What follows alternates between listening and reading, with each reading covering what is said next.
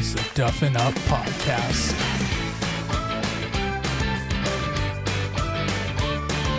All right, everyone. We have on a very special moment tonight, I feel like, because we have not done one of these yet.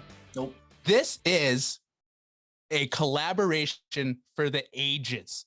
Is this no laying up and foreplay? No. Nah. Is this? Oh God, I forget the name of that podcast. Oh my God, is this the Friday and the park and shotgun start? No, it's not. And this is getting bad because I just had all of this planned out and it didn't go the way I wanted to. So we're just going into it. This is the Duffin Up and the MuniciPals podcast collaboration. I am so excited for this. We have on the three Duffin Up boys. Not RIP Mike. Mike's still on paternity leave.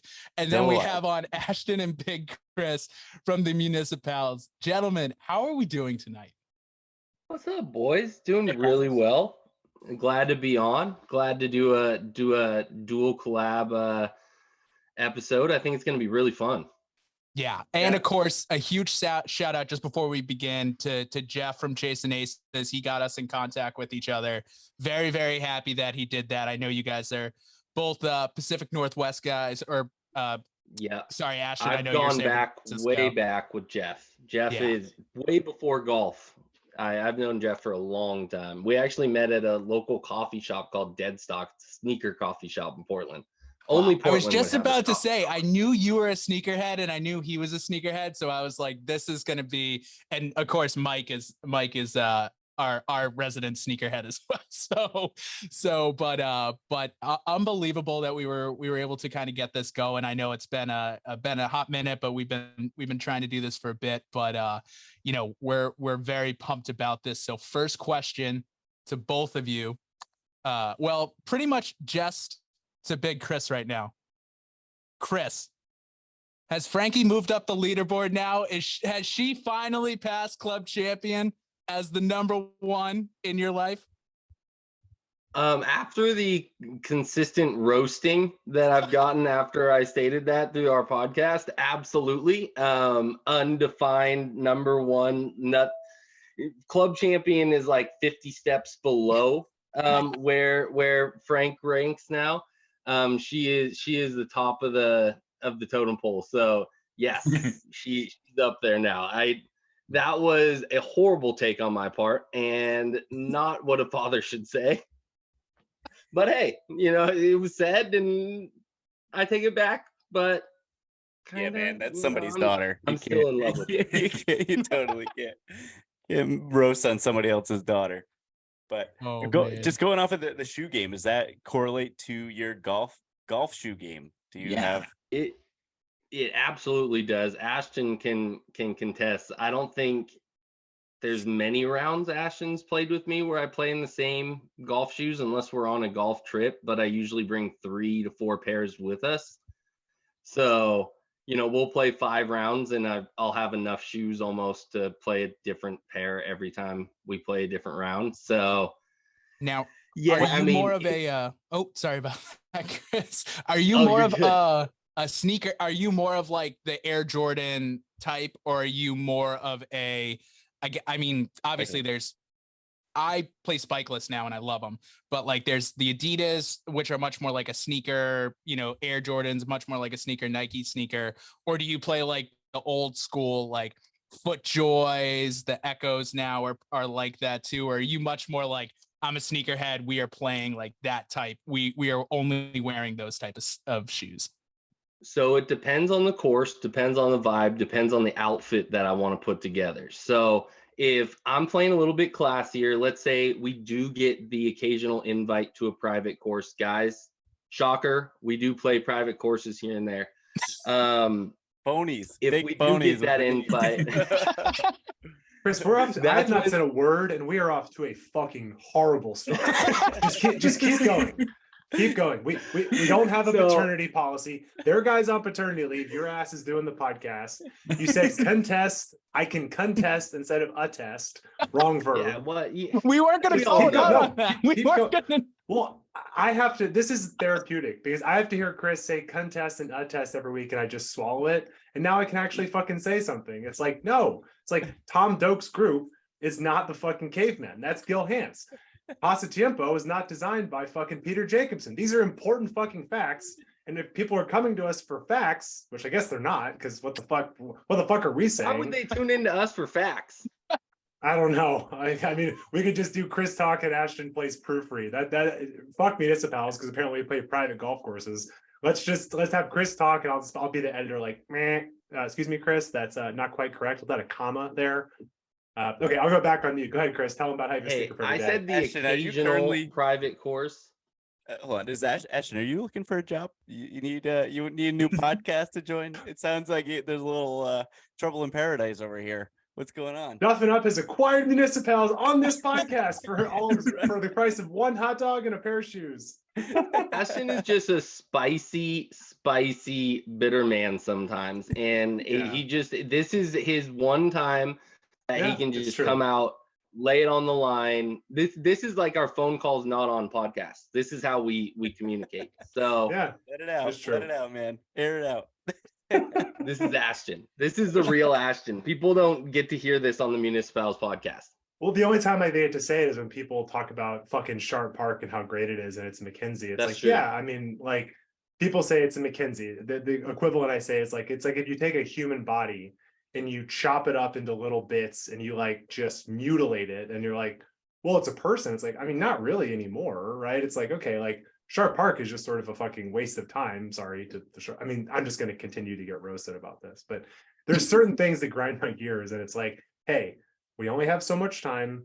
We all have like families and situations, and you have to devote, 4, 5, 6 hours to a fire going.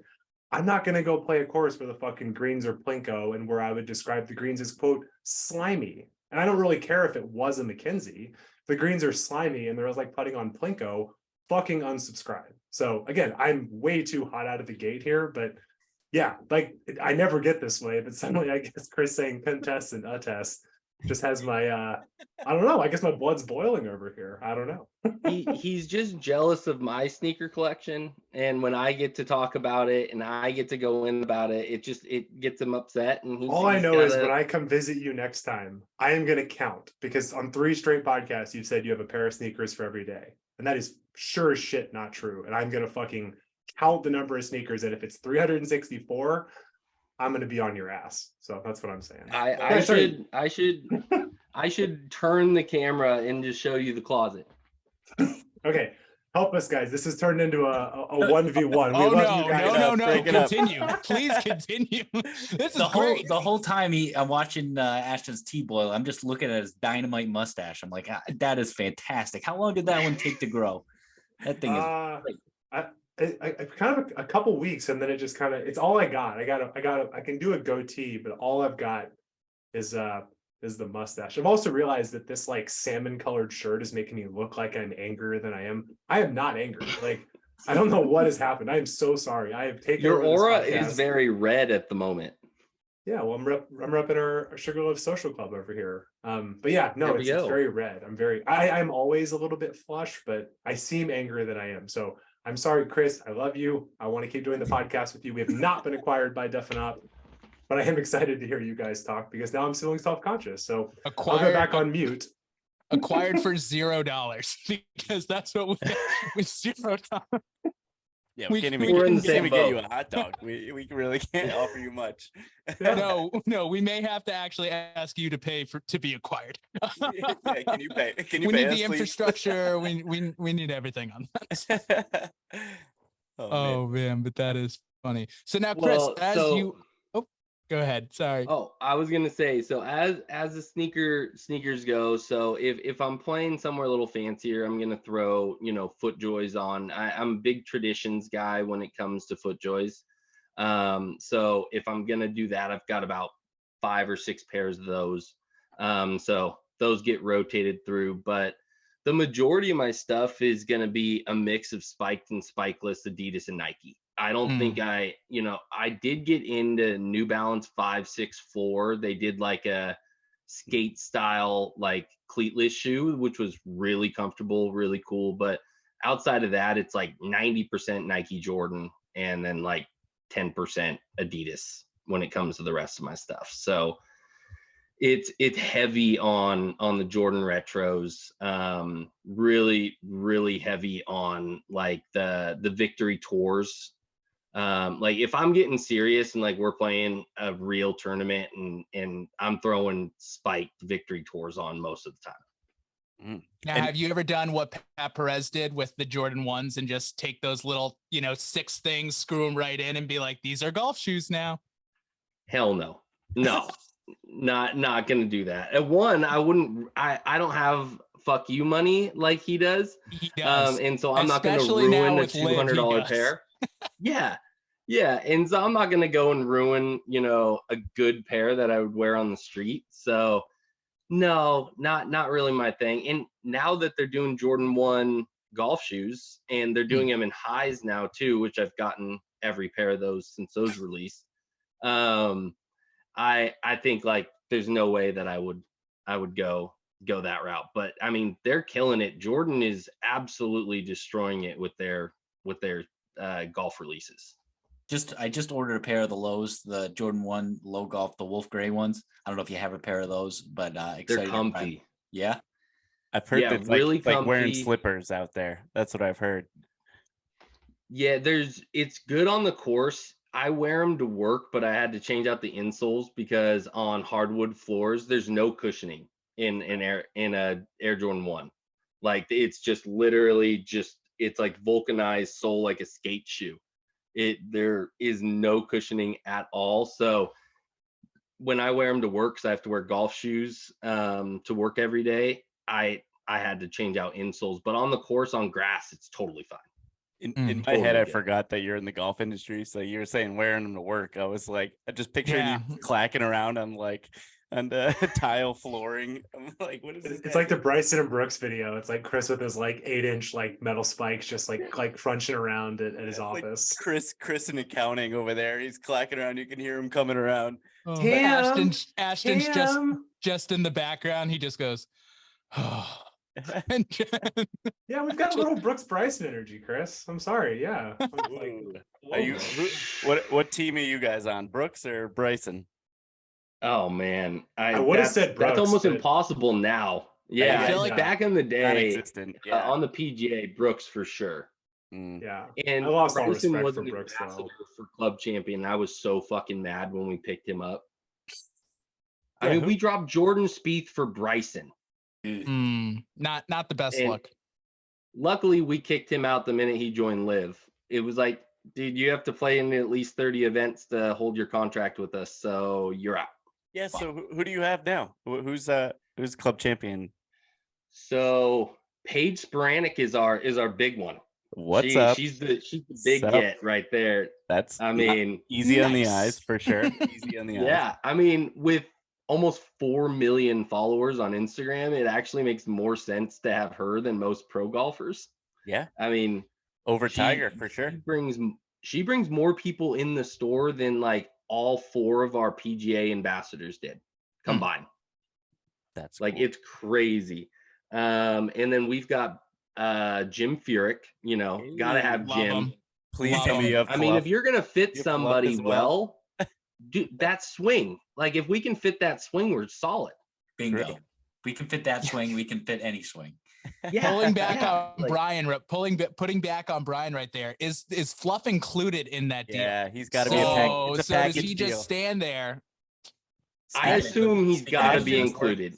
Ashton's working on his fluff mustache right now. Yep, when we had Spieth, we had McCormick too. So we had his coach and Spieth were both ambassadors with us when back. I probably devalued the deal. I think kind of tough scene for McCormick recently. I don't know that actually helped much. It was back when Jordan was on that winning clip when we had him on staff. I mean, the minute that was the sad thing. The minute he started declining is the minute we dropped him. So I don't know that. And then Lexi Thompson is our other girl that we got. I love Lexi. We have an event, CVS Charity Classic in Rhode Island every year. It's right before. Is it the weekend before the U.S. Open? Is that what it is? Monday after. The Monday after the U.S. Open, and so Tim and I are from Rhode Island originally, and Brennan just over the border, but we have that's like the only pro tournament that we have in Rhode Island that brings it. We have it at Rhode Island Country Rhode Island Country Club in Barrington, and so it brings a good crowd, and that's where. But Lexi Thompson is someone that comes regularly, along with we've seen Annika Sorensen there and a lot of good faces, but Lexi Thompson was there back, I don't even know what year it was, but she was probably 16 and we were 16, 17 at the time, and we were like, we gotta invite her to the beach. We gotta bring her. We were like, Lexi, she's doing autographs. We're like, Lexi, you gotta come to the beach with us. What are you doing? She goes, I wish. And she she like a lot of those pro athletes, even though she at the time was 16 or 17. I mean, she looks like she's 34. Like she's just built different, like all those athletes, and she's super cool and obviously one of the more successful people on tour. But I'm all in on Lexi Thompson. She's a great gal. She didn't come to the beach with us though. As an update, as you could probably predict. Yeah, I was gonna say, there's more to that story. Please, there's please nothing more to the story except her breaking our hearts. But because of Brad Faxon, Rhode Island guy, he's the one who puts it all and gets all the good talent there. Cool. And actually, Mike, who's our fourth podcaster, his brother asked Brad Faxon for his visor, so he has a legit Brad Faxon visor. He gave it off gave it right off his head to him and gave it to him. And then that was when Bubba was there before he won the Masters a couple times. And we're like, Bubba, can we get your visor? Because now we're riding the visor train. We're like, we can get anyone's visor at this point. And Bubba's like, no. And I'm like, yeah, all right, Bubba. But that's back to Bubba. Bubba still might be an asshole, but back then he was like a really tough scene with like the fake Christianity and all that shit. He was not good. He was not a good person. Which stinks because he's the most marketable person. His name is Bubba. He wears he just looks hilarious. Yeah. He's so marketable, but he's such a D-bag. Well, Brendan, the funny thing that you can attest to as a fellow lefty is it's funny because, my whole life people have been like, people assume that I love Phil and I love Bubba. And I was like, no, it's cool to see like a left-handed swing, and it's cool to kind of see yourself out there a little bit. Cause I watch golf and not the way I see the world, but it's like, Phil has always been like a maniac, only worse recently. And then, hearing that Bubba's a dipshit, but it was like, Bubba, I went to UGA, Bubba went to UGA. Like I used to play a ping driver. I was like, this should be a match made in heaven. But as somebody who grew up in the South, there's a lot of kind of bullshit, Christianity to kind of paper over everything else. I was like, I don't care how he swings the golf club. Like I'm out on that. So right. I'm sure you probably feel, well, you may love him. I'm not going to make an assumption. No, I don't like Bubba. I do love Phil Mickelson. I do love Phil. Phil's a train wreck you just can't turn away from, though. That's true. You just cannot not pay attention to him. The 2020 PGA champion, or 2021 PGA championship, the dude was coming off winning a Champions Tour event 2 weeks before. And everyone was like, oh, Phil's oh, look, Phil's playing well. Oh, look, Phil, oh my God, he has the lead. This is so cool. Oh my God, he's going to win the turn. It literally went like that. And even on Sunday, literally, he bogeys one. And it's like, okay, Brooks is going to win by 4 shots. Mm-hmm. Yeah. And then he just puts Brooks in a fucking body bag. Granted, he's playing so fucking slow. I was literally watching that being like, is Phil meditating? He's not ready to hit. He's just pissing Brooks off. But I was like, again, he did that on purpose. He did that on gamesmanship. Purpose. Totally. Yeah, it was very smart because with that, and I'm sure, again, as a Pete Dye fan of Pete Dye golf courses, Pete Dye is one of the only people who will ever make a course that benefits lefties more than righties. And that the Ocean course is actually one of those courses that if you're a lefty, it's a better play for you, especially when the wind did the 180 on the Sunday. And now it was helping out Phil's natural ball flight, which is a little bit more of a cut. And it was killing Brooks's freaking fade or, maybe he hits a cut to, I don't know. I don't know what Brooks hit, but he was getting, Brooks Everybody was hits a cut these days. Yeah. Brooks was all pissed off because he was like, it's not even a ball, like the ball flight. Oh, it's favoring lefties. And Bill was like, I won. Yeah. Wait, Brendan, tell me, like, because a couple things I want to learn more about you guys too. Like, how did you, like, you said you like Pete Dye golf courses. Like, is there a course that you first played that like sparked that, or like, how did that come to be where you were like, I love Pete Dye golf courses? Because most people are just like, this is hard as fuck, but you're a fan. So Brian, you're gonna have to earmuffs real quick. But so I'm already mad. Yeah, I'm already upset. You put that one on a tee for him. He's ready to hit my favorite course in the world is Harbortown Golf Links in Hilton Head.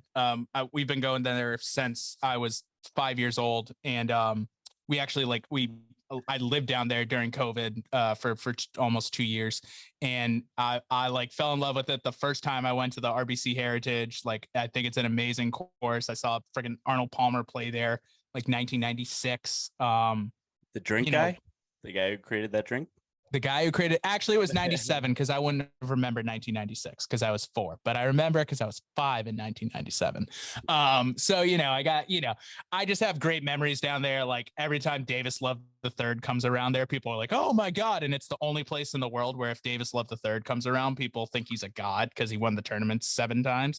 But I love that. I love that style where it's like, and everyone says it's like, it looks so easy, and then you just hit the shot that you're not supposed to hit, and all of a sudden you're double bogeying for no reason whatsoever. For hitting a perfectly fine shot, it's just in the wrong spot.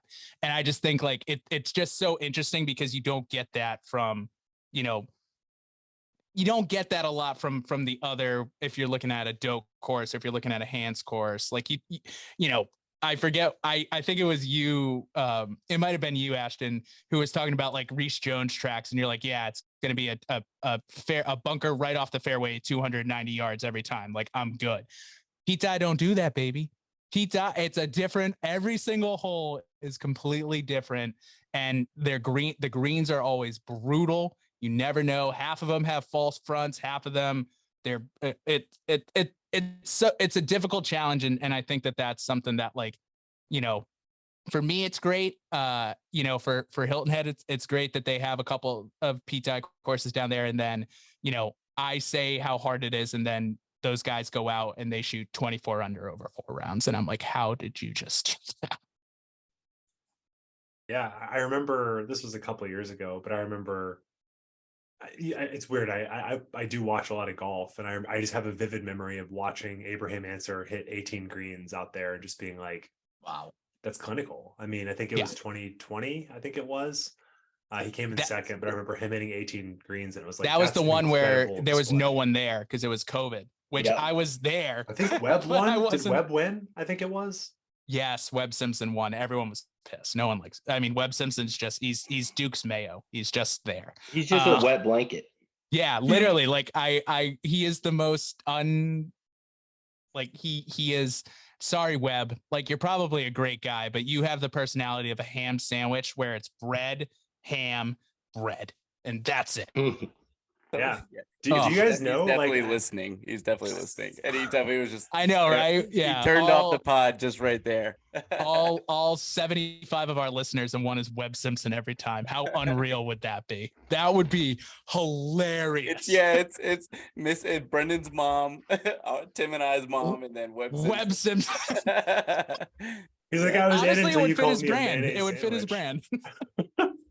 Well, we can add Ashton's mom in there now. She's one of our biggest listeners. Ashton's mom. Yeah. It's the one time in your life where it's like, I see my mom DMing Chris, and it's like, it's not weird. I just know she's like, thank you guys for a year of great content. And it's like, she's gonna be thanks, she's Mom. gonna be DMing Chris, being like, we gotta work on Ashton's temperament. He's pretty upset recently. Why is he so mad? Yeah, San Francisco done to my little boy. And San Francisco of all places does the opposite of that. Yeah. Oh, Guys, so it's funny. been dumping here for a month. Like, I'm going to San Diego tomorrow, gonna play some golf. I need to get the fuck out of, like, it's been just. Oh man. Are you Oh going to man. Farmer? I'm Are you gonna crying go to up in the Farmers at all? Pacific Northwest. Chris, shut the fuck up. They live in the Northeast. No, not going to the sorry, Chris. No, not going. Oh God, I'm not gonna like how this sounds on the back end. Oh, roasty boy. No, I'm not. Unfortunately, I mean, just because actually we might, my buddy and I might, if it was going on Sunday, but it's going to be done on Saturday, and Saturdays are one day to play golf. So we're going to go play golf as opposed to watch golf. But I wish I could. But That no, makes just sense excited though in that situation. Did your mom like golf, follow golf at all before you guys started doing the podcast? Or is she just doing it out of pure support? Pure support. Love it. Yeah. That's incredible. Great. Pure support. Well, now she's out because you're swearing left and right. Yeah. So. Yeah. She knows. I mean, she has made comments on that. Like, oh, Chris could probably cool it off on the swear words, but there's other colorful language that you can use that does not have to, you don't have to make angry comments. You can just use other language. A thesaurus for Christmas or something. Yeah, be like, use these words instead of this word. Instead of using the F word, just say fiddlesticks. It's just as good. I like the high-pitched voice there. That's great.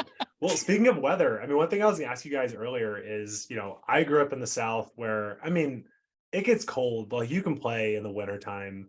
Now living in the Bay Area, I can play year round. Like, how is it to be obsessed golfers in places where, like, I mean, how long is y'all's season? Like 6 months, 7 months? How is that? Dude, it's a problem. I just bought an Oculus, like, for virtual reality golf because I don't have enough space for a golf simulator, and we're constantly jonesing to play, like, no matter what. It's like, I mean, I got my putter right here, just like I'm rolling putts like between December and whenever they'll let me out. It's tough. And it's kind of like any momentum, like if you're playing well, which like is a stretch saying playing well, but if you're playing well at the end of the season, you're like riding high, and then they're like, oh, well, snow's coming tomorrow. And they're like, all right, well, great. I'll reset back to square one come April. It's not ideal. Yeah, and the funny part is too, it's just like golf simulator bars and stuff like that are kind of a new fad, like within the last 5 years. True. And I swear to God, like Boston was just forgotten about for all of those. Like we just got a 5-iron literally today. Like they had the soft open yesterday, down, and it's in downtown Boston, but like there's like 18 5-iron golfs in New York City, and I actually DM the 5-iron golf guy, so I'm not going to go hard on it, but I was just like, dude, like, how do we not have like this stuff? And luckily there's one in Lincoln, which is where Tim and Brian are from. There's like this, it's XL Golf, right? Like a random golf. Yeah. But they just started moving Top Golfs up here. Like we're getting 2 in 2023, which is nice. But like golf simulators, who would have thought? Let's put them in a place where it's cold all the time. But we didn't get one until this year. It's crazy. That's a great question. I mean, that's a great question. I've never really thought about it like that, but just like Brian said, like Brendan said, I'm going to bed thinking about golf, but with the all knowing in the back of my head that I cannot play the next day. I cannot play within the next week because the ground is either saturated with melted snow or snow itself. And it's like a first world problem, obviously, to not be able to golf. But it's a realization that I didn't really think about until you said it. But it's kind of tough. It really is. Yeah. The amount of times I've watched a Rick Shields video and I've been like, oh, I can try that tomorrow and see if it works. And then I can't because the courses don't open until April. Like, brutal. You almost have to use like the upcoming season as like to not think about that you can't play right now. You'd have to be like, all right, this is what I want to do to make the most out of this next upcoming season. I want to make a golf trip coming up. I want to play this course. I want to play this course. It's almost, so you kind of have to think about it in different ways in order to compensate for not being able to play in the winter, I guess. By the time March rolls around, I am ready to go to South Carolina. I am out of here. Like, get me out of here. I just need one weekend to shoot my yearly 99 to 102 just to get it out of me, and then we're back. So I like how you auto-corrected. You started off with 105. Yeah, I was like, well, we're better this year. We were better. We're coming back down. Yeah, I was like, no, you got to start at least. If you're going to be aspirational, don't go to the ones. Come on, you got to bring it down. There you go, 99. I guess I don't feel as bad now being in the Pacific Northwest because we're pretty seasonal, but not anywhere near you guys. Like courses don't fully close down. We probably get like 2 weeks a year of snow, and it's like a dusting compared to what you guys get. Like it'll cover the ground, but by noon it's gone. So it's like we don't really get heavy snow. Like every 3 years we'll get like 5 feet, and it'll just like dump on us, and the area has no clue what to do. Like everything shuts down. Like the world is ended when that day happens. But we just deal with soggy weather because the Pacific Northwest is just gigantic evergreen trees everywhere. Wow. So like nothing dries out, and we get so much rain that in the winter when it's cold, it just stays soggy. So everything plugs. Every green is soft, mushy shit that just like your ball goes nowhere. It's kind of miserable to play in, but you can play in it. So for golf sickos like myself, like I don't mind. I'm still gonna go out and play and just do what I can. But that kind of leads into like when I have to fit people, and Ashton's gonna roast me because this is where I go next. I have to worry more about like you carry. fit. What do you mean fit by that? Like, what do you mean? So because I'm in the Pacific Northwest, you missed even the joke. Like I didn't even know what you were trying to joke. You do this. I'm gonna go back on you. I'm gonna shut up. Sorry, guys. I'm just poking the bear. This guy. Oh man. But compared to where other places, so when we fit people out here, we actually have to worry a lot more about carry than total distance. So I have to really focus on maximizing people's height, carry, and spin to be able to, so that they can play through the winter, because we only have about 5 months of really, really good weather, and the rest is just super wet and soggy. So it's a little bit different where in like Cali, you can hit low flight balls and let it roll for 30, 40 yards 10 months out of the year, and in the desert, different climates down in Florida, it's a whole different realm. And where you guys, you're a little bit more tuned towards us in Pacific Northwest, where you get like about 4 months of really, really good weather. It's a little bit wet probably coming into the season, and then it starts drying out towards like May, June. You described it perfectly. Yep. And then it dries. Then it's dry though. then your ball will skip to its loo all the way to the hole, basically. Yeah. I'll skip to you. So I get it could kind of go both ways. It's like, I mean, you guys are a little bit more towards like California in your solid weather, but like, for year round, I mean, carry would be something that would be maximized and help you guys out probably in the long run too. I was about to say, you must love all the new, all the new clubs, them, especially like irons, where they turned all, their 9-iron, the old 9-iron, the old Jesus. I wish I could talk. A 9-iron is now the same loft as a 5-iron was from 2013. So I just think I definitely want to talk to you guys about that too, especially with you, Chris, since you're in the industry. Like what is the thought behind this? Because I get it. Distance is the most distance. But like, do you ever get someone where you're fitting it and they're like, oh man, I'm hitting this like a club farther. And you're like, well, yeah, because that is actually that club. Like, so every single fitting, that conversation happens. Like I get guys that come in with like 48-degree pitching wedges from the late 90s, early 2000s, and like a modern pitching wedge is between 42 and 45. And they're like, what the hell? Like my 6 iron's going 20 yards further. I'm like, well, one, you're not getting the spin and height that you were getting on yours. It's flying a lot lower. You're able to hit it more, at a piercing trajectory. So the big thing there is it adds distance, but the shafts are where it's come in to compensate for that. So you've seen a lot more like higher flying, higher spinning shafts come out to kind of compensate for those lower lofted, stronger lofted clubs. So you've got like the Tour Elevate from True Temper. You've got like the Sea Taper Light from KBS. One of me and Ashton's favorite shafts out there is the LA Golf shafts. They're literally, I think they're the best shafts that you can absolutely put in your irons. I try not to be biased, but 60% of my irons that I sell are with LA Golf shafts.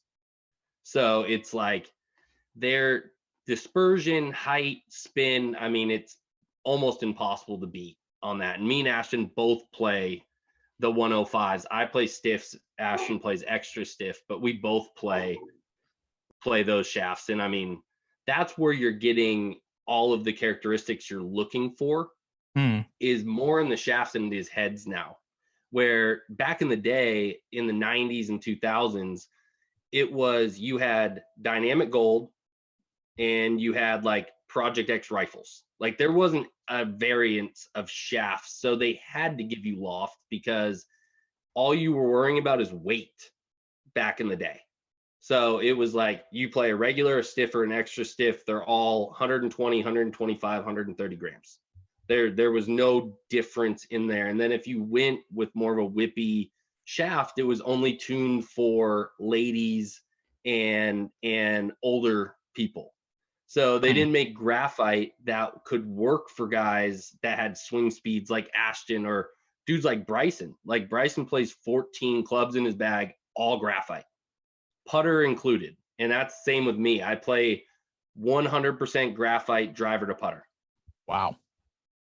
Yep. That's impressive. That's a Ticonderoga pencil right there. All graphite. Yeah. I Oh, mean, what a pull. You just took me back to like fifth fucking grade. That's Number amazing. Number 2. Yeah. Ticonderoga 2. Also, on a side note, that was like, wasn't that like I know that's a place, but like, wasn't that a battle? Like it was not like a Revolutionary War, the Battle of Ticonderoga. It's a fort, I believe. It's a fort. Fort Ticonderoga. I think it's in New York. New York, yeah. Is that where the pencils are made? I don't know. It's a good question. It's a good question. I don't know. Are they even made anymore? Tim did a Boy Scout overnight there, right? Yeah, sure. Black Bear. Back when I was like Cub Scout, when I was like 10. He's an Eagle Scout. So we need to do a deep dive into that. Let's not.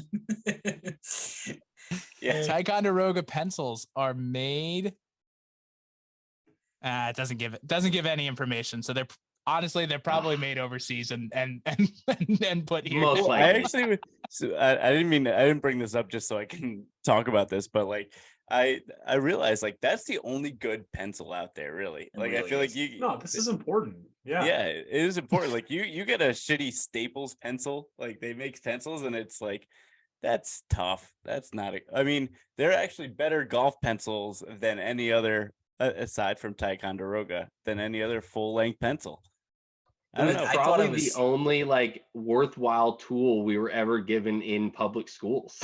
Yes. Right? Yeah. Remember the protractor? Everything else. How useless is a protractor? Oh, I love a good yes, protractor. Bryson, it's really important. Oh, that was the best. He had a compass. He had a compass in his green book.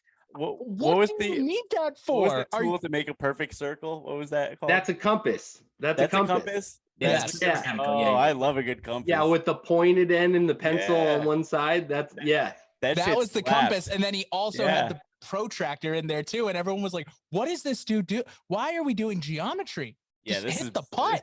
This is a Bryson. This is why it's 6.5 hours to finish a round.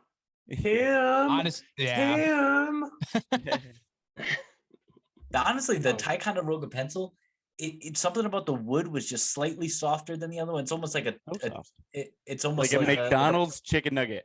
Right. It's like a Pro V1 versus like a different kind of golf ball. It's slightly softer, and the eraser on the end of a Ticonderoga, that much better. Don't get me started. That gal. Tim, don't talk about other golf balls. We don't. Sorry. I Come thought on. you had a So pack of pencils. I was speaking like, of- bro, who has pencils anymore? So speaking of golf pencils, Yeah. eraser, no eraser. Oh. Thoughts? I would personally like no eraser because I think it would be funny. But if you're not playing in like a tournament, just put the eraser on, because like don't use it, but it's gonna need there, because like I know I have actually messed up like my scores before, so like I don't want to do that. But yeah, no. If you're playing in a tournament, no pencil, no eraser. Gotta be a Taekwondo. Yeah. Got to be a Ticonderoga. But as well. those That's all. golf pencils are quality. They're better than real. Like, I mean, What if it's a Ticonderoga golf pencil? oh, I would love that to be their market. That's I can't wait for you guys. Like, you guys like have been acquired by your title sponsor is Ticonderoga Pencils. It's like, how did this happen? It's like, we'll go back in the archives. I don't know. That might be a collab swag that we're gonna have to do. We'll have to reach out to them and see like if we could get Duffin up MuniciPal Ticonderoga golf pencils made. Imagine. Oh my god. This is aspirational shit. They'd be like, sir, no one has called us since 1997. Mr. Well, you probably Ticonderoga can himself, only is call it? them. They probably don't even have email set up. You probably they can't got a reach out they to got a them any fax other machine. way. You gotta fax them. Carrier pigeon. Yeah. You hear dial up when you give them a call. Oh Jesus Christ. I remember, this made me sound like a psychopath, but I remember like I didn't do this often, but I remember like when I would like snap one of those pencils, and I found it incredibly like not like relaxing, but it was kind of like, oh, like this is like real wood, you know? And it would kind of like smell good. It would kind of smell. Yeah. It's like you would like they're kind of like I kind of want to like break out a pencil, but like this is pointless. I don't know, and I don't think there's a worse feeling. Asphalt. It's like the smell of asphalt at recess when it rains.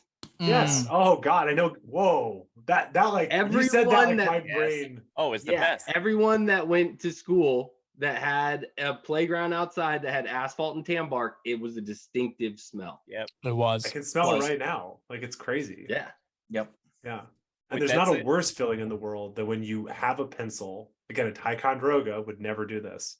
When you're erasing and then the eraser breaks. And then you got to put those like, little weird caps on top. Yeah, you got to put the like. The caps. Yeah, the pencil condoms. It's like one of those like condoms. Little condos, yeah. Like a party hat, a little party hat you put on the top of it. This is a pencil podcast. No, laying up is not talking about pencils right now. This is what makes the Duffin Up MuniciPals podcast different than anything else in the world. We're talking pencils, people. Shotgun start might, but this is especially niche. This is especially niche. I wouldn't put it past Brendan and Andy. Not one bit. But they're talking about fruit. That's a normal thing. Like if you had put in a lottery of like the word Ticonderoga appearing, or Ticonderoga was not on the bingo card of tonight. Chris talking about fitting clubs, sure. Ticonderoga, definitely not. But yeah, I mean, no one owned the market better than Ticonderoga. I mean, like Kleenex, I guess, because you call it a Kleenex versus any facial tissue, but Ticonderoga, that they were the market leaders to this day. I mean, the fact that I'm talking about it. I know this is an audio medium, but I want you guys to realize like he is glowing talking about this. Like this is a genuine smile talking about this. There's a level of authenticity that is like kind of like charming. Like this is awesome. Although I do have a hot take. This is separate, but this is about Kleenexes. I don't use like in my experience. This is just how I grew up. But I've always thought Kleenexes are a waste of are stupid because if you're blowing your nose in public, that's rude? ? So what I always did as a kid, my mom taught me is I would go get toilet paper and like blow my nose in the privacy of the bathroom. I just think it's weird when you're like in third grade and some kids walk to the front just like you're just like, whoa, like that's like now with COVID, I'm like germs, like there's got some fucking kid blowing a snot all in the front of the classroom.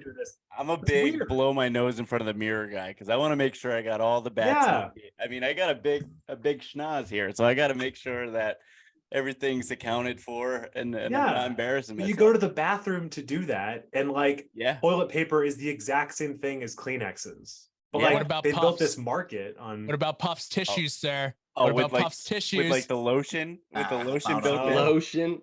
that's like the Then little you that's like feel- the little then you British feel kid like with the red wet. nose. He's like, Mama, yeah. my nose is red. I think it's Yeah. like Justin Rose voice. Yeah. Oh, Then Asma. my face I feels have- wet after Yeah, this. I Like agree, I feel I'm like out. there's residue left. I made the mistake of buying the ones that have eucalyptus scent, and boy, Oh. I felt like I was tripping after I blew my nose. I was like, holy cow, my sinuses have never been more open. I was like, what is going on right now? Yeah, so It's like Vicks Vapor Rub when you put it, when you just like, and you're just like, oh my God, this works. Like, yeah, Yeah. yeah, you're like awake for it's like I was using Burt's Bees. You guys know what Beeson is? Are you guys familiar with Beeson? No. No. No. It was like I don't know, like a bunch of people did it in college. Like you put Burt's Bees on your eyelids, and like because of the I don't know the scent or whatever, it like wakes you up. It's similar to that. I might do it Ooh. right now. I might be That's- beesing. I might bees right now. Ryan, I would highly advise against. You'll be up Be- all night. Bees and Free podcast right here. Oh nope, he's beast. Did it. Oh, He's whoa. Did it. Whoa. Beezing. I'll see you guys on the other side. Golf Yeah. subpar is not doing this, baby. No, golf. Oh No, my it just God. keeps you awake. Oh So my Burt's God. Bees. This is a paid sponsorship. Beesin'. Burt's Bees. You can How's it do feel? more than just put it on your lips. Who It got hasn't paid kicked- for the sponsorship? Hasn't kicked in yet. We didn't.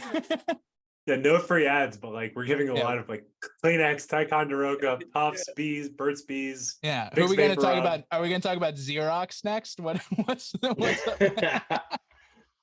The What is best paper Xerox? manufacturer.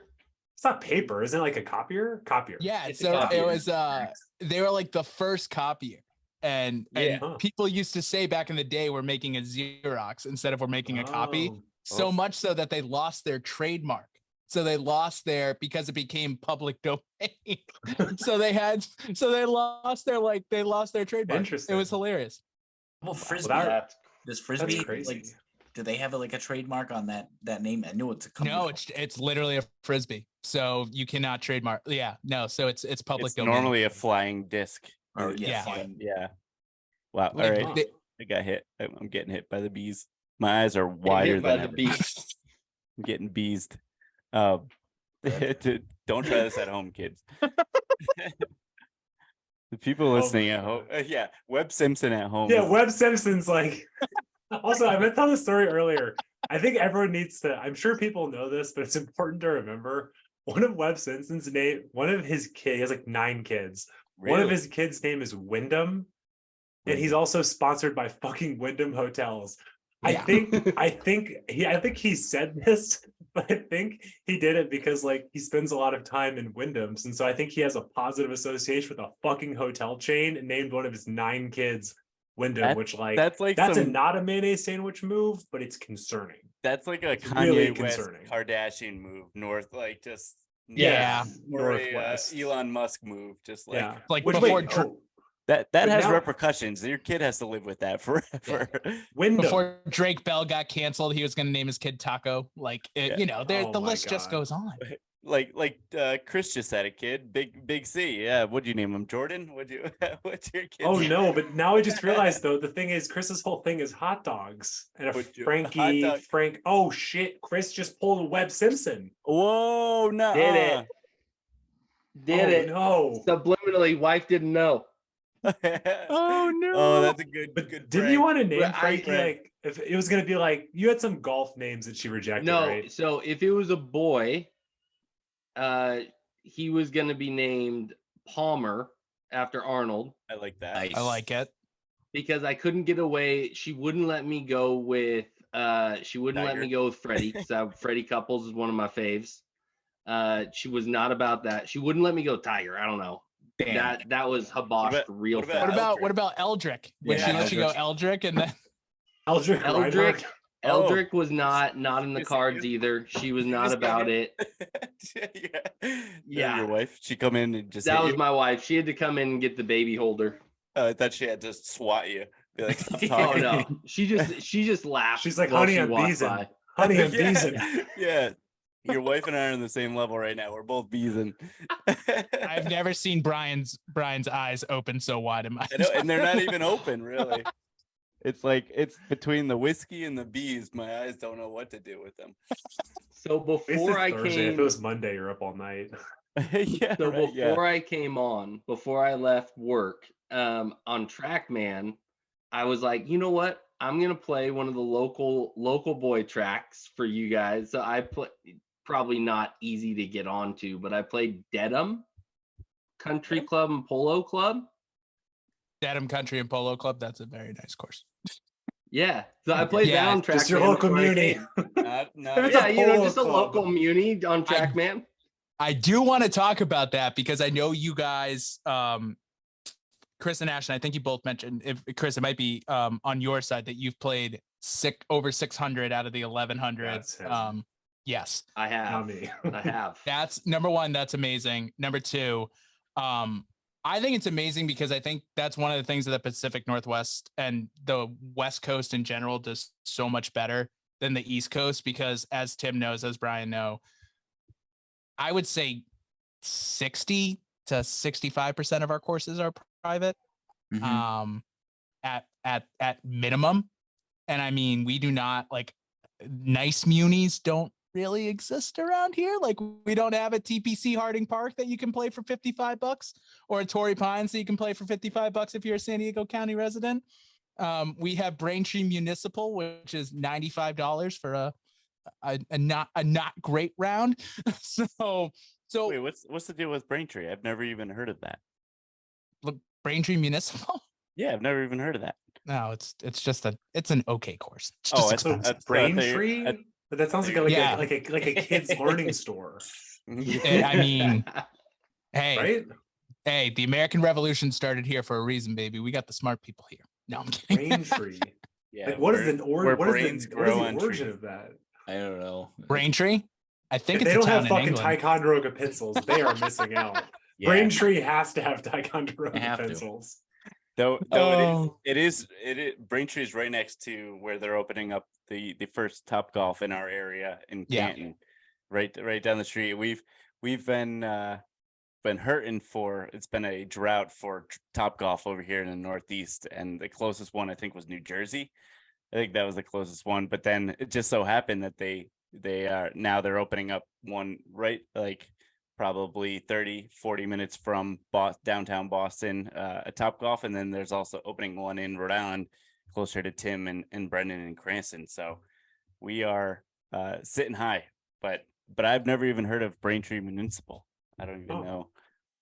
I've Yeah. played a lot of munis in my day, and I was just thinking that you made it sound like it was like in high regard. So No, I was saying, yeah, no, it's not in high regard.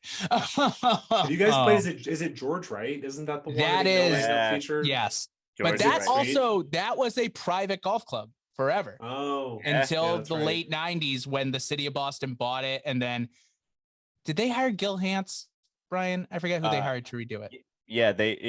I believe it was Gil Hands, and Yeah. between that, George Wright and William Devine, the two courses owned by the city of Boston, was William Devine was actually the first public golf course in America, actually, there. Boom. And that's where a couple holes with Francis we met, that's where he did a lot of practicing, and allegedly Tiger held a lot of junior golf clinics and such. And every time I play, it's so funny. I play because I bounce around a lot of because I'm in Brookline. That's where I reside, and I bounce around a lot of the public courses. And every time I play that, what hole is that? The 7th hole, I think it is. Every time I play the 7th hole at William Devine, there's always this legend of Tiger Woods, because it's a dogleg right where you got to go over some water and trees, and everyone's like, oh well, Tiger used to hit a 5-iron over these trees, and for us, we're hitting like driver just to make the turn. Like, I'm like, there's no way Tiger was able to do it religiously, but I I fall victim. I'm the one telling the story now at this point when I'm playing with someone new, because I'm like, I have nothing else to talk to these people about. I'm like, yeah, I guess Tiger Woods used to do this, and but yeah, William Devine, George Wright, those City of Boston courses, and at some point we need to come. We need to come see those places. Then of course I know y'all are going to be out here, but like we've got some, not quite as much history, but obviously we've got some good ones in the Bay Area. And Providence has the only Donald Ross made for public course in America. So Triggs, let's go. So Triggs is it's a very famous. It's seen better days, but it's getting better. Because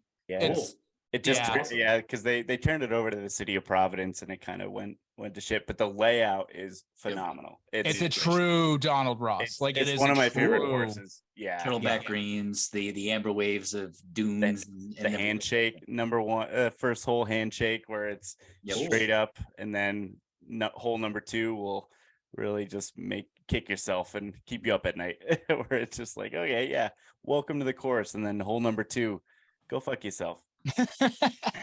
Sorry, true Donald Ross fashion. Sorry, Ashton's mom. Yeah, I didn't mean to drop the F-bomb. That's Ashton's thing. I've only got to experience one Donald Ross, and that was Ravislow, just in South Chicago. Okay. And that place was truly incredible. Same kind of situation where it was private turned public, and so it's towards the border of Indiana. And it's phenomenal. But we get kind of spoiled because we've got a lot of Alistair McKenzie kind of stuff on the East Coast or on the West Coast, and then he had a lot of apprentices that worked under him. So there's a guy named Jack Fleming that actually helped him out designing a lot of the courses out in Monterey. Helped him design, PASA, and he designed over 100 public courses in California. So I don't think we have 100 public courses in New England. but it is, I mean, like when you come to the Northeast and like kind of just East Coast of the US, it's all Donald Ross, and that's what we're used to. I mean, it actually is actually pretty interesting. I just found out like a couple months ago that Donald Ross is actually buried, even though he's from Scotland, and he's buried right down the street. Like he's in Brookline. He like chose to live and be buried here, which is pretty cool. But yeah, that's all we're used to is Donald Ross design courses over here. Even though like Rhode Island only has that one, but like just anywhere across like at least Northeast, it's Donald Ross. You know that you're gonna get those false fronts, those undulating greens, and the big FUs come some of those where I constantly curse Donnie. I'm like, damn you, Donnie. But no, Donnie and Pete Dye. Different courses, same reactions. Like every time, different type of architecture, but it's just like, why did you do this to realistically me? At the end of the day, we all just stink at golf. We shouldn't be cursing anybody but ourselves. It's not the designer, awesome. It's the player. You guys saying you want to come here and play. I'd like to go over there. We'll take that switch any day of the week. I would like to go to play that Tom Doak complex you got up in Oregon. I don't know if you played it yet, and if you have, I just want to hear all about it. It as Tom Doak complex. What are you talking about? You talking about Bandon? Yeah, Bandon. Oh yeah. Fuck. Oh yeah, Bandon. Yeah. So Ashton's actually going in a month. He's gonna spend 5 days out there, play every course in a one trip, and get it all in. It's Psycho Circus. 8 rounds in 4 days. Yeah. Wow. Yeah. Now, are you going to play the preserve on the first day you get there just to get in the mood? We had on Evan from the Par Train. He was like, that was his one thing. He's like, no matter what, first day you get there, even if it's like you get there in the afternoon, just go out and play 6 holes at the preserve just to get the feel for it. So, well, Chris and I, when Chris moved up there, we stopped there and we played the preserve, and also too, it's just like you feel like it's a fucking joke because you're like, oh, am I interested in playing the only par 3 course designed by Cork Crenshaw? Yes. I think it's $90. Yeah. Well, and the most expensive par 3 course you'll ever play. But the way you can rationalize it though is 100% of those proceeds go to preserve that area. So like it's essentially a donation. right. But yeah, it's you see these green complexes, and it's like, this is just like stupid that this exists. This is crazy. But yeah, I'm doing so we've played 2 rounds, but yeah, I'm gonna OD on Bandon in a month, and I will report back. We've been there for the one night we were there. We were both like, oh my god, this is amazing. But the comparison I make is, it sort of feels like if you're gonna go to Disney World and they're like, well, you can walk through and you can like ride Space Mountain, but then you have to leave immediately. And it's like, what about all this other stuff? It's like, no, you have to leave. That's how I felt with Chris. We're like, yeah, you're like putting and you're like, well, there's Peck Dunes, but we have to go.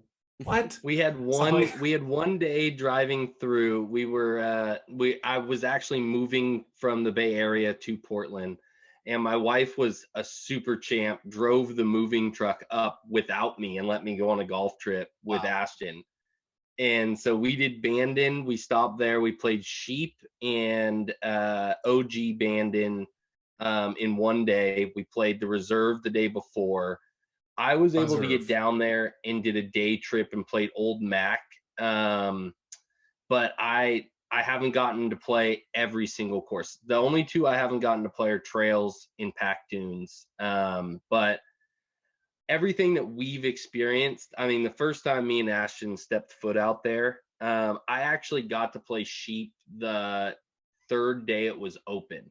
So when I was moving down to the Bay Area from Portland, like 2 years prior, I asked my wife, I was like, hey, do you mind just making a detour to Bandon if I can get a tee time? And she goes, well, if you can get a tee time. So I called them, and they were like, yeah, we actually were open all afternoon for Sheep. And I was like, okay. So I just booked it, showed up at 2:00, played into twilight, and it was incredible. I played by myself, nobody else out there, not a caddy, just strolled through it all alone. And it was like 78, no wind. It was like the most incredible experience you could have stepping foot out there. But it felt so horrible that I had to get in the U-Haul and leave right after the round. It just like hurt inside, like popping in, playing a course and leaving. That's what me and Ashton kind of had to do too. But Bandon's a special place. That kind of has this set up to where, I don't know if you had one of these experiences on that certain course during one of the holes where you just kind of, your body is, and you're kind of just totally at peace, at rest, where you look around, no one's around you. You are just walking to your tee shot, which you hit it so somewhere in the fairway, and you're like, wow, this is pretty cool. And so I can see that was provided from that certain round, that you just like happened to book that round on the fly, and then all of a sudden you're in this place where no one's around and you're just totally at peace. I mean, that must be so cool. It's incredible. And I think that's the coolest thing about West Coast golf. And you could be top to bottom, Washington all the way to California, is the expansion and like wide range of courses that we get to experience. So you go to Palm Springs, you've got desert golf. You've got Sandpiper, Monterey, like all of these coastal courses. Then you've got all these inland parkland style tracks, anywhere from like Sacramento down to the Bay Area, down through Los Angeles. I feel like Harding Park's probably under that parkland style, right? Like TBC Harding Park. Yep. Yeah. 100% parkland. And then you've got mountain courses up in Tahoe and, the foothills, and same with like in Washington, when you get out into Spokane and out near like Mount Rainier. I mean, those courses are absolutely incredible. And then you've got high desert like Utah in the middle of Washington, where you've got places like Gamble Sands, which is a David McClay kid course who designed the OG Bandon track. And that place is ridiculous. Like, he just put a challenge course out there, which is a 13-hole, like, that will just beat the living crap out of you. Like, there's greens that have undulations of 40 degrees. Wow. It's supposed to eject you. Like, it's supposed to be incredibly difficult. And then they're building another 18-hole course out there right now. And it's going to be Chris, whole isn't nether like Gamble mecca. Sands, the story was it was when he was going through his divorce, and so he said he built it angry, No. I think. Or is So that was Tethrow. That was Tethrow, that's Tethrow right, down in Tethrow. Bend. And so Tethrow was actually it's he claims it as the hardest course ever to be created. And the No Laying Up guys went out there and played it, and they were like, it looked like somebody was pissed off on a bulldozer and was just like, I'm gonna show these motherfuckers, and just like built shit that like would just annihilate people. Oh man. And that's pretty much what Tethrow is. I mean, you're paying $200+ to get the shit kicked out of you. Mm. Like, yeah, and Yeah, I'm good. I'm that's good. crazy. It's not my kind of golf. Yeah. No. I'm I'll have a little stressed just fun. thinking about it. Yeah, and really out here, you know, we don't, especially in the Northeast, there's really not quote unquote resort courses because they're not open year round, so you can't really have them. The only one I can truly think of is Cabot, but they're under Kaiser now, so, and they're up in Nova Scotia. They're like truly a resort course, and then like you have, I guess you could call like Mount Washington's course like kind of a resort course, but it's not really. It is a Donald Ross. It is a Donald Ross. Babe Ruth golf there. I know that. But we, you know, it's unfortunate.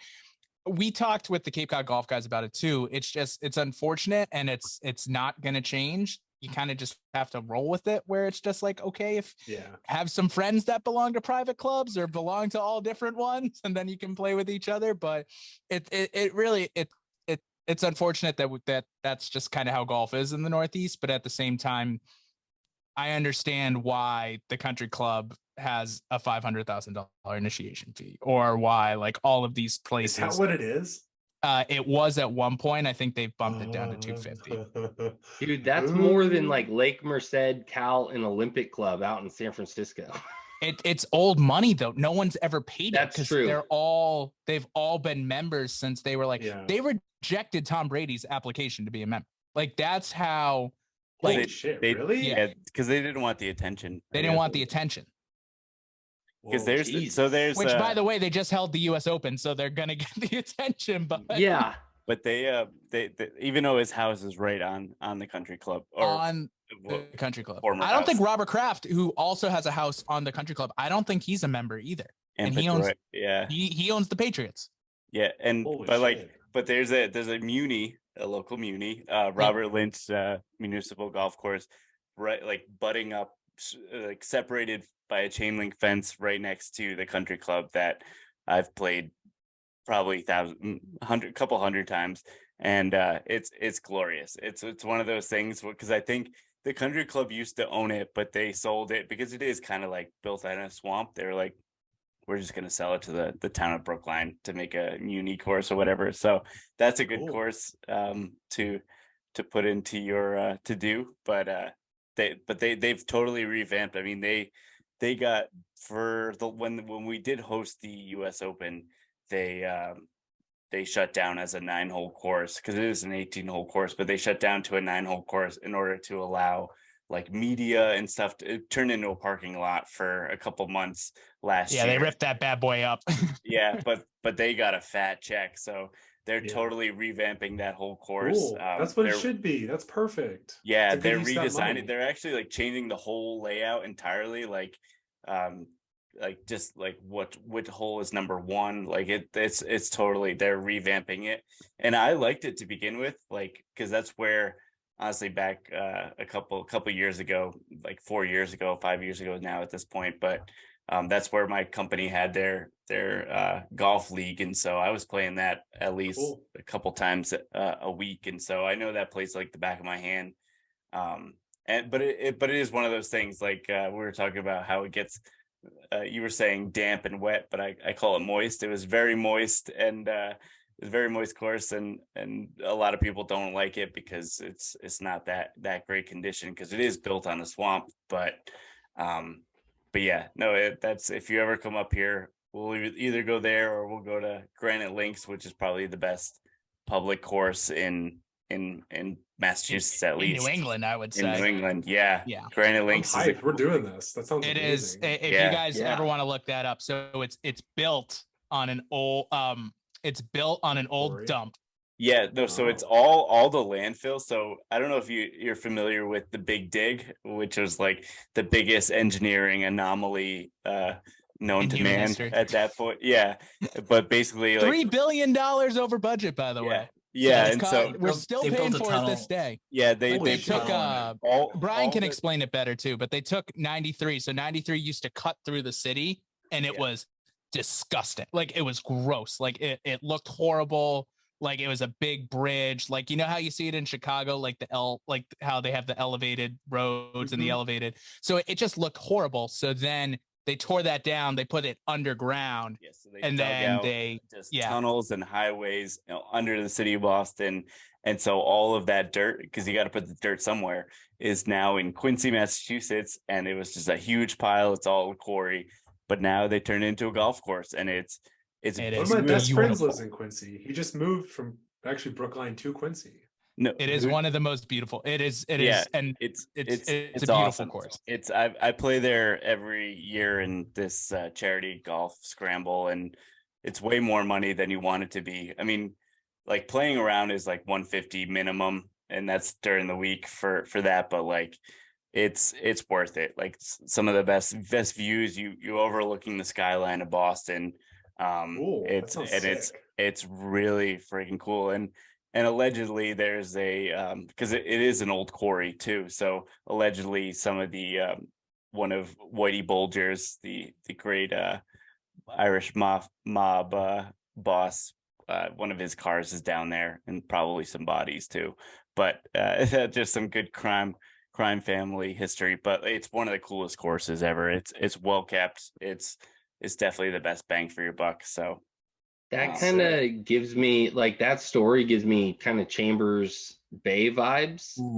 So Chambers is built on like an old dump site. So it like legit like trash dump. Like, it like legitimately have pipes coming out of the ground to let fumes out for the actual trash underneath it.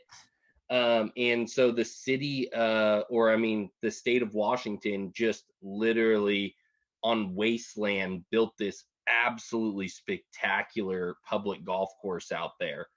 And I mean, you guys probably watched the US Open that was out there. Don't tell Billy Horschel it was a great golf course. Don't you dare. You know what? Really? The greens were better then than they are now. And they changed the fucking greens because of those stupid ass PGA Tour players. And then they never fucking came back. Boy, they complained so hard too. They complained so hard. It's natural fescue. That's what links is. When they go and play in Europe, when they go and play, on St. Andrews and all those courses out there for the Open, they don't complain one fucking word. But it's like in America, if you're playing natural fescue greens, like if they ever held a big end tournament at Bandon, those guys would have a shit fit. Really? Because that's all the greens at Bandon. They're all natural fescue. I think they're going to become that way. I think Old Mac was the first one that was full fescue, but then basically they've said that like over time the fescue is going to take over, but that's not a bad thing, honestly. No, I think that's a good thing. Yeah. Well, that's what true links is. It's just mowed down natural fescue. Right. No. And and that's the problem. Like, for example, I played golf last weekend. Sorry to all of you who probably did not do that. What's that like, golfing last weekend? We forgive you. We forgive you. But like, there was a par 5 where like it's kind of set up like not like actually like a Redan, but it's set up where like you're hitting a 3-wood in, and it's supposed to kind of be run up. It's going to kind of move to the right. And I hit the shot right where it was to, but because it's the wrong grass and it was a little bit wet, the ball like hit and stopped, and it was like, well, if this is the right agronomy here, the ball runs right to the hole. But it's like, but that's again these TJ Tour guys are used to playing the dartboard tour where they're used to flying it all the way to the hole, and it's like, no, like the hole's literally built for the movement there. But yeah, I mean that's Florida golf. That's literally Florida golf. Billy Horschel's a Florida man. Yeah, like I will not ever say bad things about Florida courses because they're all amazing, but it's like the PGA Tour is definitely, I mean, and Liv is too. Like they are Parkland style courses where it's like big stick goes boom boom and big Bermuda stick goes boom grass. boom very far, All and it Bermuda. runs 30 yards after the big stick goes boom boom, and then you have a wedge, and it's like, okay, Yeah. Is that cool. an industry term? Boom boom. 62. Yeah. Like, congrats. And that's why you see it. It's always like there's always going to be really good. Like, I mean, Cam Smith grew up playing not really link style in Australia, but he had a similar vibe to it. Rory, obviously, being in Ireland, like a lot of like Bubba Watson, for example, said he cannot play link style. Like, he has not made the cut at the Open Championship in forever, because he's just like, I can't play links because it's just not suited for me, because I can't hit the ball far and just have it run forever. Yeah, but that's your profession. You gotta adapt, dude. Yeah, but Bubba won't adapt. Bubba just wants to hit his banana slice. And honestly, it is a thing of beauty that he puts that in the fairway most of the time, because it just goes. And yeah, I only say that for him because I'm like, dude, you're kind of it's Bubba. It's yeah. Bubba. Yeah, adapt, dude. It's like, what else do you got going on? Oh man, but that is, yeah, I just think it's it's really interesting on that side, because they do say I think Bandon's the same way, where it's walking only. Cabot's the same, Cabot's that way. I like that. I think that's really cool, but you know, they're like, this is how golf should be played. I just think, like what Ashton was saying too, when you have the correct way of building that course out, like, that is very important, and it brings it into everything. So that's really cool that you know, Bandon's going back to kind of that too. And so I can't believe Chambers changed their greens. That's hilarious. Have you spent a ton of money? Yeah, so I played it before and after. So I was able to play it on the natural greens, and I thought it was better then because they were running slower. And it's already very severe terrain. They're very difficult greens to play. So because these pros want certain things out of spin and see balls do certain things, it doesn't react like that. It kind of lands and you might get a little bit of a rollout, but there's just not going to be a lot. It rolls at like a 9 stint instead of a 13. Like, they want it to be like glass, hard as a rock. And that's kind of how it plays now. And you just get ejected off these greens. Like, you'll land something pin high and you'll be in the back bunker. Wow. Doesn't matter if you're throwing a pitching wedge or lob in there. It's just like, they don't stick. They're not as responsive. They're super rock hard. And it's still an absolutely amazing track. And I mean, the design, layout, where it's placed right on the Puget Sound, right on the water, is just like, it's absolutely incredible. I mean, it's you cannot beat it. I would say I've had some people reach out to me about this take, but I like Chambers better than every course I've played at Bandon. Wow, that's a big take. That we may need to get Ashton back on here. We may need to get Ashton in here to tell you how spicy it is. Ashton hasn't played it yet. Ashton hasn't played Chambers yet. That's so a spicy meet the ball right there. No, this is what I'm not going to even respond to, because it's like I like controversial opinions and I don't have enough data points to know. No, I'm gonna piggyback on that and say that Chambers Bay is the most memorable and most famous one and done major course on. Yes, yeah, and it also shouldn't have been so one and done. They should at least also for you guys on the East Coast, like prime time West Coast, it's the best. I mean, yeah, Jordan Spieth won, and Dustin Johnson collapsed. It was just perfect. So I will say the whole story, and it was the go ahead. The whole the story behind Chambers. So the reason Jordan met his caddy is actually Justin Thomas went out and played a US Am at Chambers, and he got teamed up with Jordan's caddy, and that's who caddied for him in the US Am. And he already had a caddy going into the PGA that he was ready to go before he was with Bones, the guy right before Bones. And so he goes to Jordan And he goes, "Hey, Jordan, met this guy out at Chambers. I think you and him would get along really well. I think he'd be a great caddy for you on tour." And Greller was an English teacher in Seattle, and he caddied on the side. And then so Greller met Jordan. They've been together ever since. But Justin was the one that introduced him. Getting that. Imagine us not getting, oh, Michael's on the weekends now. Imagine us not getting that. Yeah. It's unbelievable. That was also the first. He was just a local Chambers caddy. That's incredible. What a story. Yeah. Oh my God. That's also very cool that he won at the US, like Jordan won the US Open at that court. Like, I didn't know that part. That makes that story even better. Why haven't they the guy caddied there? Wow. Yeah, they talked about it very briefly in the coverage, but like that's what one thing I always piggyback with Tron and all the guys from No Laying Up is like, you should have been harping on that. Like every good shot he makes, he goes, Greller knew that. Greller knew that shit. Like he knew exactly to hit it on that slope. It's going to do that. It's going to react this way. Like they should have been harping on that because Greller knew that course. I mean, he caddied there for years before he caddied for Jordan. So he knew that course inside and out. I mean, he'd loop it 3 or 4 times a day for years. That's unbelievable. Also, that was the first time that just another thing about that tournament was that was the first time Fox covered a major tournament, and it was the first time that they used the shot tracer on all the shots rather than just the drives. So they used it on every single thing. I thought that was cool. I mean, when I was that coverage was horrible. Boy, that coverage was horrible. 16. Joe Buck and Greg Norman on the call. Oh, was it Norman? It was Norman was the call, and he was like, thank God this live thing is working out for him because he was horrendous as a color analyst. Like literally, he was Nick Faldo on steroids. Sorry, not Nick Faldo. He was like John. He was, oh God, what's his last name? Johnny. Johnny Miller. He was like, well, I would have made that shot. It's like, all right, Greg, shut the fuck up.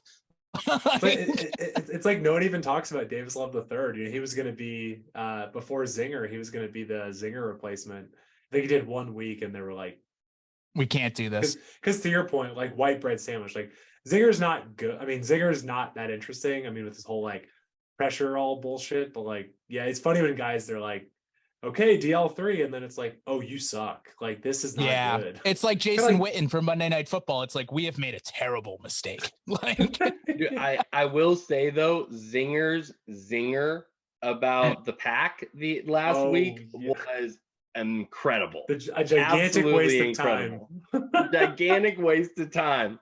And then they asked Max Homa about it on No Laying Up, the episode that got released yesterday. And Max Homa's like laughs and he goes, "Yeah, sometimes." And he's on the pack right now. And see, it's incredible what happens when people are honest, when they do their homework and they're honest, and it's not this cookie cutter gentleman's bullshit. Like, just give us some authenticity, right? That's all we're looking for. This can kind of loop into this question that I got. Are you guys excited for the Netflix? Big time. Big time. It's gonna be so good. I know Formula One got big in the US because of Drive to Survive and like Breakpoint. I haven't watched it yet, but I've heard amazing things about Breakpoint. And I just heard Nick Kyrgios is an absolute D-bag in it the entire time too. But I'm telling you right now, like they could not have planned that better. Like literally they had everyone lined up, Ian Poulter, Dustin Johnson, all these guys. And halfway through, oh, we're out. It's perfect. What? I can't wait. Well, because also too, a lot of these guys have just totally disappeared. That's where I'm sad of like, again, he made a bad choice, but like I was a big fan of like Brooks treating professional golf more of like a sport, not this like, yeah, I don't know. So it's interesting where like the saddest part about Live is these guys have like totally disappeared from us, but like I'm really excited. I'm eager to see like, but like what happened though? Like what was I'm hoping they really show us the authenticity around how those guys were feeling because, you know, it's kind of crazy for those of us who are sickos. Like those guys goes from being a big part of our life to completely MIA. Like I thought about Brooks Koepka a lot and now I don't think about Brooks Koepka at all. And that's why this major season honestly is going to be huge, because like I don't know, like is Cam going to be really good at Augusta again? Like probably, but like he hasn't played any competitive golf in 6 months. Like I don't know. And Brooks is running out on his exemptions. Like I think this is Right. his last year for the Masters. Is Yeah. PGA he gets for life. He doesn't have a British last year for the British, I think, because his last win was 2018. Is the PGA for life? Is it? Yeah. What Open the British? No, the No, PGA. if you win the PGA, PGA you is get it life. for Yeah, life. dude. John Daly plays in it every year. You're right. Yeah. And then the British Right. Open is till 60, which is a weird cutoff, a very weird cutoff. Like I've always thought that because that's my That's personal. very English. That's very like UK. Yeah, I that's kind of like it. It's personally like this is my performative favorite. after Yeah. 60. Get the fuck out of here. Yeah, that's personally my favorite It's not major, Gary and I Player. love it. But it's just like 60. Like, just make it for life. Who cares? Like, What about you're Bernhard gonna Langer? get 150 guys on That's that one true. anyways. It's just like the That's U.S. true. Open. You're getting 150 guys at that tournament. Who cares if John Daly plays until he's 78? Like, Jack John Nicklaus Daly played makes it it to 78. until he was in longer than 60. I think he got a like exemptions and everything too. It was crazy. Yeah. Wow. But This is I'm just thinking like this has been so fun because like we've gotten everything from pencils to municipal golf to live to we've covered a lot of shit. A lot of shit that I didn't think we were going to talk about, I especially with know. no agenda. Ticonderoga pencils. I mean, Ticonderoga. That we may have to name it Ticonderoga with the municipal. We may have to think Yeah. of a good name on that side. I mean, Oh, seriously, man. I do think like some sort of like if we could have like a T-shirt where we have a pencil and then like our two names on the pencil, like that I would wear the shit out of that. With bite Oh. marks in it. Oh, Ooh, gotta have Let's the say- and since it's a Ticonderoga, that eraser will be on there hard. Like that thing Yes. will be glued on. It will, Also, did you guys ever make fun of the people who like you remember when people would put like grips on their pencil? It's like you know, Oh, like, yeah. those like foamy grips. It's that's- like Oh, I forgot about those. grips. because I mean my thing was I actually really liked the old school like Bic the BIC Mechanical Bic, pencils? Yeah. mechanical ones, and those came with a grip, but you can't put a grip onto a wooden pencil. I mean no, that's you like need that's like a, you need the callus right on your middle finger. You need Yes. that. right So the that indent was right the- here. Those are Oh. work. The people that did that also would carry the pencil like boxes, and then they would also have all the Lisa Ann Yes, yes, Lisa folders Frank, with all the like Lisa Frank Yeah, folders not Lisa with all Ann, the not like Lisa Ann, rainbows not and elementary kitties on school. them. No, no, not no. elementary school appropriate. Lisa Frank. Oh my god, Chris. This is gonna get canceled. I only know out of Anne this. Frank. That's the only Frank I know. Brian, no. Thank no, God Brian, no, my wife Yeah, doesn't no, listen yeah. to this shit. no. We're not going that route either. Oh my god. Oh, that's so funny. But yeah, no, I Oh. remember. Oh my God, that's so. not the climate for that. Not a good bit. No, Yeah, no, not the climate. Not the climate. No Like respect. I was super down until they started talking about Anne Frank, and then I'm kind of confused what's going on. Maybe I need to find a Lisa Frank scorecard holder. Ooh, See if I can locate one of those. That that'd would be. be that'd be Little kind of kitties in rainbow scorecard holder. Yep. I'd like that. Call it a Lisa Ann. Very You can call Portland. it- you Very can Portland. name it We'll call Lisa it Ann. Ann. I don't know. Because I don't know that's if gonna be it's- our first merch drop. Lisa Frank scorecard holders. Lisa don't know if it Frank was a regional scorecard thing. holders. If it was a regional thing, but our school would give out the error mark like planners. Yeah. agendas. Oh Yep. yeah. All Yep. error mark there. That was Which the- like isn't that like the? Don't they like do like Food vending for, like, services. Food, ser- yeah. Food services. It was all Yeah. food services. It was nuts. Yep. Yeah, I don't know how that. The American school system is so fucked. Like, what are we doing? Like, just think about what we're talking about. Like, this is not normal. It's like, oh, how'd you get your notebook? Oh, the fucking Yeah. food services. It's like I can't- overcharging the I was gonna school say I by, can't remember what I ate for breakfast, but I remember error mark and Ticonderoga. It's insane. I salute Oh. your service, sir. Ticonderoga. It's unbelievable. That one took us off. Iconic. We do so Tim, we can skip over the actual golf questions because I think we crushed the golf questions. Do you want to do the the last two food questions? Yeah, we'll finish it up real quick. I know we got to get out of here. Do you want to do the F Mary Kill one, or do you want to do the smell one? Let's do the smell one, and then the big. I think those two are probably better than the cake and the. How dare you? How dare you? Yeah, but it's very vague. Let's it's 2023. Let's go. Let's do the smell one because we were already talking about smells. Okay, Right, Ticonderoga, you tell. We're giving you the keys. All right, boys. We kind of touched upon a smell that you guys like that isn't normally known as a good smell. What is a smell that is not normally by all not to be a good smell, but you secretly kind of like? Nail polish remover. Like Nail polish That's remover. new. That's a new one. That's a new one. Wow. Yeah. But I know when I was a kid, when I was like a kid, my mom would get her nails done, and I'd like sit there with like my Game Boy, and I would just be sitting there kind of like breathing in and being like, this feels, and I think I was always probably getting like a little bit of a head high because you're not really supposed to be. I was kind of probably a little loopy. That's why you are the way you are. Yes. Is it angry? That's the new line. Are you angry, or is it the nail polish remover talking? Ashton, But no, to this day, like I love nail polish remover smell. I to be clear, I don't frequent that smell, but when I smell it, I like it. So that's it for me. Gotcha. That's why you're passed out when I come over. You're huffing nail polish remover.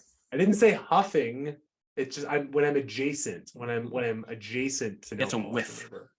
Yeah. Just a whiff, not a huff. Yeah. Oh, it's funny. Well, How about you, Chris? I think Chris, what do you so. whiff? This is super distinct, and most people probably would never even know what this actually smells like. But old glue that Ping used to use on their golf clubs from the 80s and 90s. So when I started rebuilding clubs, and I still have to deal with this shit all the time. So when like the Ping I2s or the Ping Zings, those old school like big heads, they used to use this like old school industrial like glue. This shit is like it literally lights on fire. So when you heat up the heads to pull them off shafts, it literally like spits fire out of the shafts. And it like gives this like giant black cloud of smoke. And I don't know why, but like I absolutely love the smell of like the burning glue. It's the weirdest shit ever. I can't believe you pulled that smell out of your archives and said it so specifically at a moment's notice on that answer. That's unbelievable. He's been waiting for that for sure.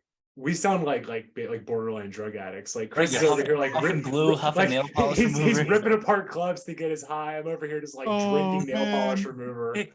He's like, I also like the smell of cocaine. Ashton just got cotton balls full of like nail polish remover all over his house. Oh, that's so funny. Wow, what a question. Good question. Yeah, that's a good question. Some of our questions are interesting to say the least that we end on. All right, we doing the FM kill one? Is that the one we're thinking? Yeah, we can hit that one real quick and then all right. we'll all right. Yeah. So you guys know the game F, marry, and kill, right? Of course. Yep. All right. So this is going to be the fuck, marry, kill of food edition. You can spend a night with one, you can marry one, and you have to kill one. It's going to be the breakfast edition: French toast, pancakes, and waffles. You're going to F one, you're going to marry one, and you're going to kill one. What are you guys going to do? So I would fuck pancakes. Interesting. We haven't heard that one yet. Very interesting. I would marry waffles, and I'd kill French toast. Wow. Love the kill French toast. Love it. I'm exactly the same. I actually actively dislike French toast. Oh, wow. I thought you were going to say I actively fuck pancakes. I'm in the same boat. See, me and Ashton, this is why we're the MuniciPals. After me telling you to like go fuck yourself for most of this podcast, we end on the same end team. on a cohesive fuck, marry, kill. That's unbelievable. Waffles are the GOAT by far, and French toast is just like a waste of. It's like by we're gonna take this bread waffles and then, like, are the wipe best. it around on stuff. Waffles have the port slots for the butter and the syrup. Yeah. It's like it's built in to absorb. Yeah. Like where like pancakes just become like a gloopy mess sometimes if you don't eat them quick. Yeah. And But to use the analogy on the fuck front, if you get like some hot chocolate chip pancakes and eat them really fast, they're amazing. They're amazing. But like if you're looking for one night, you gotta really drill it. You gotta really drill it and get it hard. You gotta really go hard. We just took this. Oh my god. Okay. Hashtag pork cringe. I absolutely love it. That was unbelievable. Well, gentlemen, I know we've been talking for a little bit, but as always, unbelievable. We gotta do this again sometime soon. Yeah, we gotta play some golf. Yeah, we gotta play golf. We gotta play golf. That's it. Oh my god. Well, get your ass out here, guys. Like the rain has stopped. Like we could play this weekend. Come on. Let's go. Wow. We got out of there. Oh my god. Seriously, right. Hop on a plane. Man, I wish it was that easy. Let's go play Tom Doak. We gotta play Tom Doak. I know we do have to play Tom Doak, of course we do.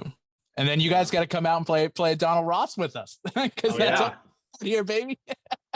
Hell yeah! But anyways, the Duffin we'll up. show you about 5 different architects. You guys can show us Donald. Yeah. Yes. Donnie with a hint of Pete Dye here and there. That's there you go.